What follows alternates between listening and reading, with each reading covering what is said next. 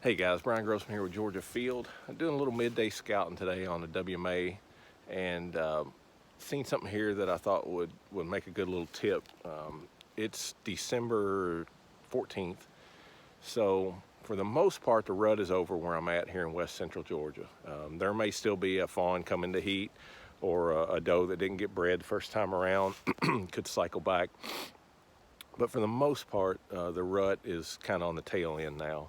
And so these deer are going to start returning to those bedding feeding patterns. But it can be tough this year to really get on those food sources if you're hunting public land, you don't have the food plots, that kind of stuff. There's still some red oak acorns out there, maybe some white oak, but most of those have probably either germinated or rotted. There might be still some red acorns they're hitting, red oak acorns. But don't overlook a little spot like this back here behind me. I was walking through the woods and this stood out, this big thicket of vines here, and it's pretty much greenbrier and honeysuckle. And as you can see, or I think you can see here behind me, pretty much any green leaf that is within reach of a deer has been eaten. I mean, they have absolutely destroyed it. Now there are still, I see some greenbrier over here that's still in reach, but it's obviously been hammered in here. The deer are eating this.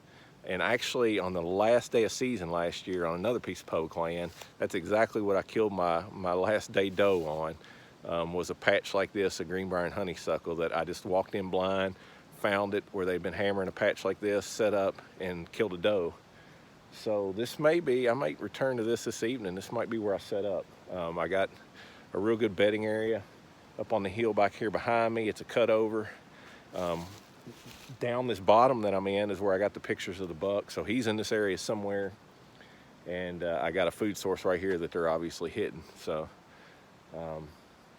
yeah, this might be where I slip into. I got some thinking to do. I had a trail camera back where I've been hunting mornings and have a few does coming in the evening. So I could go in there and try to get me another doe for the freezer, or come back here and set up, and who knows what's going to show up.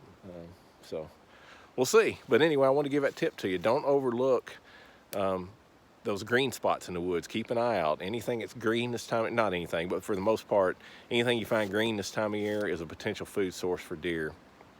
So don't overlook it. It's not always a green food plot or acorns on the ground. You know, sometimes it can be something as simple as greenbrier and honeysuckle. So keep that in mind as you're out trying to fill those late season tags, guys.